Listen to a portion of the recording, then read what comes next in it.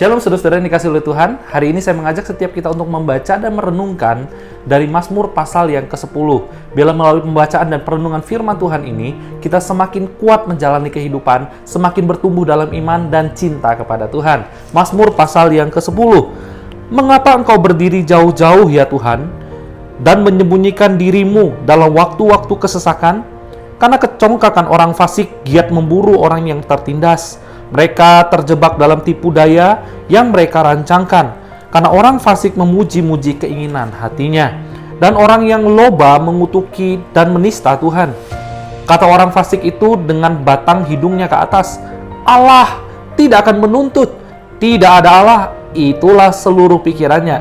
Tindakan-tindakannya selalu berhasil, hukum-hukummu tinggi sekali, jauh dari dia. Ia menganggap remeh semua lawannya. Ia berkata dalam hatinya, aku takkan goyang, aku tidak akan ditimpa malapetaka turun-temurun. Mulutnya penuh dengan sumpah serapah, dengan tipu dan penindasan. Di lidahnya ada kelaliman dan kejahatan. Ia duduk menghadang di gubuk-gubuk, di tempat-tempat tersembunyi. Ia membunuh orang yang tak bersalah, matanya mengintip orang yang lemah. Ia mengedap di tempat yang tersembunyi seperti singa dalam semak-semak. Ia mengedap untuk menangkap orang yang tertindas. Ia menangkap orang yang tertindas itu dengan menariknya ke dalam jaringnya. Ia membungkuk dan meniarap, lalu orang-orang lemah jatuh ke dalam cakarnya yang kuat.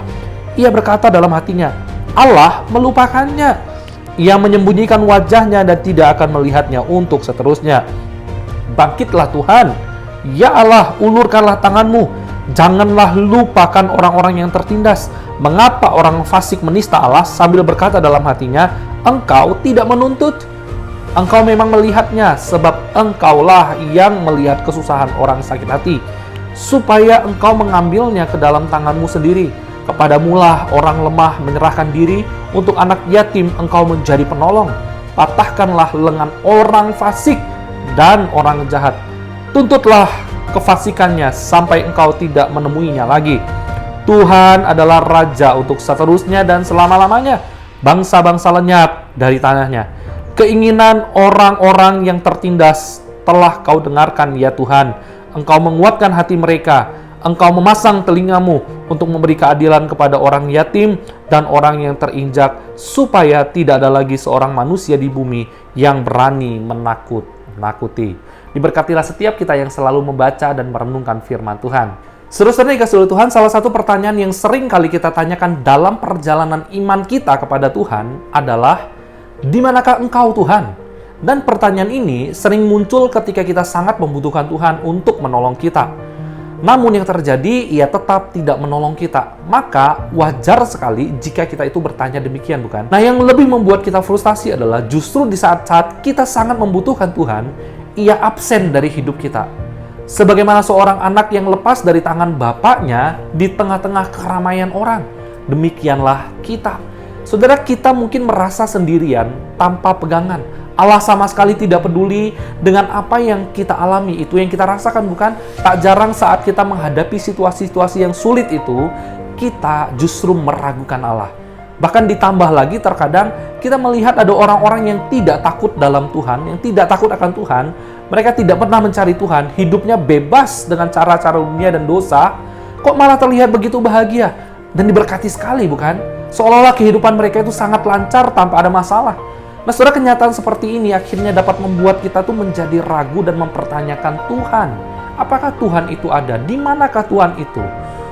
Dan saudara, kalau Anda sedang menghadapi situasi seperti itu hari ini, maka tidak salah Anda mendengar pesan firman Tuhan hari ini.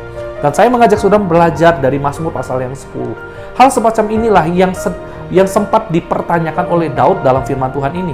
Mengapa engkau berdiri jauh-jauh dan menyembunyikan dirimu pada waktu kesesakan?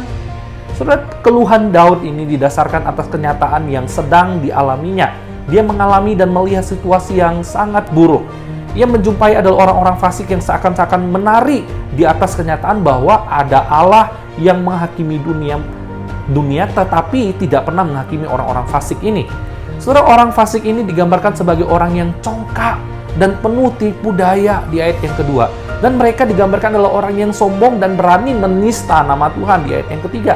Saudara, mereka berpikir bahwa mereka itu aman dan tidak akan dihakimi oleh Allah. Dan saudara, kalau kita perhatikan di ayat kelima, tindakan-tindakan mereka itu selalu dibuat berhasil kelihatannya. Mulut mereka itu penuh dengan sumpah serapah dan tipu dan kelaliman. Saudara, mereka menindas orang yang lemah dan orang yang tidak bersalah untuk kepentingan diri mereka sendiri. Nah, itulah yang dilihat oleh Daud tentang orang fasik. Akan tetapi Daud tidak bersikap untuk membalas mereka. Sekalipun Daud merasa bahwa Allah itu jauh, tapi Daud tidak meragukan Allah. Daud tetap berseru kepada Allah agar Allah itu menghajar orang-orang seperti itu karena mereka berbuat jahat. Nah, ia percaya bahwa Allah melihat setiap kesusahan dan sakit hati orang yang tertindas, khususnya orang-orang yang percaya kepadanya. Dan dia percaya bahwa Allah itu adil dan akan terus memperlakukan orang percaya dengan benar. Saudara, Daud percaya bahwa Allah melihat setiap kesusahan dan sakit hati orang yang percaya kepadanya, dan ia akan bertindak adil bagi mereka. Saudara, Daud percaya bahwa Allah tidak hanya melihat, tetapi ia juga memasang telinga untuk mendengarkan serta menguatkan orang-orang yang tertindas itu. Kenapa demikian, saudara? Supaya keadilan dinyatakan, dan setiap manusia menyadari bahwa keterbatasannya dan kedudukannya di dalam dunia ini sebenarnya ada di hadapan Allah dan akan diadili oleh Allah.